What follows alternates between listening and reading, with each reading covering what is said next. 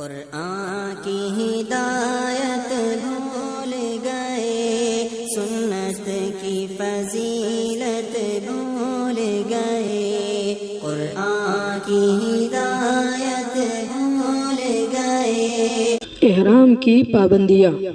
حالت احرام میں کچھ پابندیاں ہیں جو عمرہ کرنے والوں کو ان پابندیوں پر عمل کرنا پڑتا ہے۔ وہ کیا کیا ہیں ذرا غور سے سماعت فرمائیں۔ خوشبو لگانا احرام میں درست نہیں ہے، اسی طرح خوشبودار صابن بھی استعمال کرنا درست نہیں ہے۔ ہاں البتہ ایسا صابن جو خوشبودار نہ ہو تو وہ استعمال کر سکتے ہیں صفائی اور پاکیزگی کے لیے، لیکن خوشبودار اگر استعمال کریں گے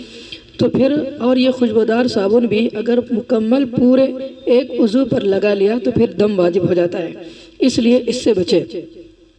ہاں البتہ خوشبودار صابن اس چیز کی نیت سے استعمال کیا کہ میل کچیر دور ہو تو پھر ایسے صورت میں صدقہ واجب ہو جاتا ہے، لیکن خوشبو کی نیت سے استعمال کیا خوشبودار صابن تو پھر ایسی صورت میں اس شخص پر دم واجب ہوتا ہے، اس لیے صابن کا استعمال نہ کریں۔ اسی طرح سر میں تیل لگانا، اسی طرح بدن پر تیل کی مالش کرنا، یہ بھی ممنوع ہے، منع کیا گیا ہے شریعت میں۔ اگر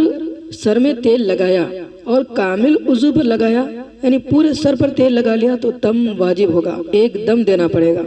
لیکن پورے سر پر نہیں لگایا، سر کے کسی حصے میں لگا لیا، عضو کامل نہیں بلکہ عضو تھوڑے سے عضو پر لگایا تو پھر ایسی صورت میں صدقہ واجب ہوتا ہے، لیکن پورے کے پورے سر پر لگا لیا تو دم واجب ہوتا ہے۔ اسی طرح کوئی خوشبودار چیز جو کچی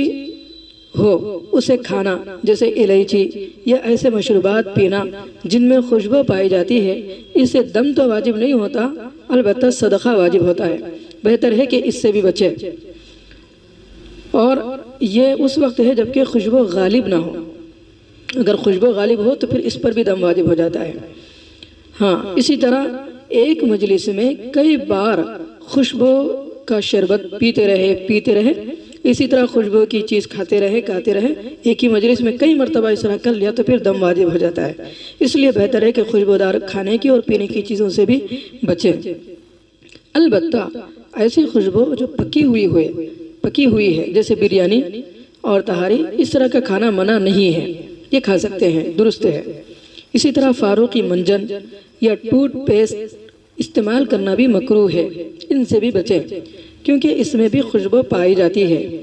اسی طرح دانت صاف کرنے کے لیے مسواک یا کوئلہ استعمال کریں، کوئی حرج کی بات نہیں، مسواک بھی کر سکتے ہیں حالت احرام میں۔ اسی طرح وکس لگانا منع نہیں ہے، اس لیے وکس لگا سکتے ہیں، اس لیے کہ اس میں خوشبو نہیں بدبو ہوتی ہے، اس لیے۔ اسی طرح حالت احرام میں جو نہیں مارنا چاہیے، اور مردوں کے لیے بدن کی ہیئت پر سلا ہوا لباس نہیں پہننا چاہیے، بال یا ناخن نہیں کاٹنا چاہیے، شوہر اور بیوی کا ایک دوسرے کو شہوت سے ہاتھ لگانا بھی نہیں چاہیے، اور نفسانی اور شہوانی باتیں کرنا بھی درست نہیں ہے۔ اسی طرح مردوں کے لیے سر یا چہرہ ڈھانکنا بھی نہیں چاہیے، یا ایسے جوتے استعمال کرنا جس سے پیر کی ابری ہوئی ہڈیاں چھپ جائیں، یعنی پیر کے اوپر کا جو حصہ ہوتا ہے، پیر کے اوپر کا یعنی انگلیوں کے اوپر کا جو حصہ، تو وہ حصہ نہیں چھپانا چاہیے حالت احرام میں، اس کو کھلا رکھنا چاہیے مردوں کے لیے۔ اگر ایسا جوتا مسلسل ایک دن یا ایک رات پہنے جس سے پیر کا اوپر کا حصہ چھپ جائے تو دم واجب ہو جاتا ہے، اس لیے بہتر ہے مردوں کے لیے کہ سلیپر پہنے، 1 گھنٹے سے زیادہ دن بھر سے کم پہنے تو صدقہ، اور 1 گھنٹے سے کم پہنے تو 1 مٹھی گیہوں صدقہ کرنا واجب ہو جاتا ہے۔ تو مردوں کو چاہیے کہ سلیپر ٹائپ کی چپل پہن لیں، یہ بہتر ہے۔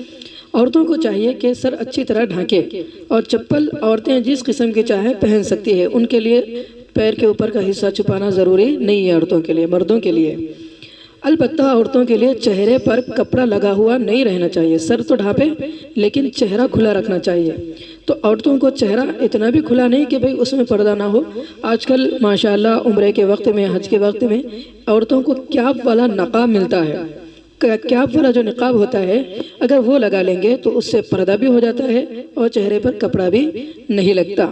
اور اگر کبھی کبھی اس طرح ہوا سے اڑ کر لگ جائے تو کوئی حرج کی بات نہیں، اس لیے عورتیں اس کیپ کا استعمال کریں، یہ بہتر ہے۔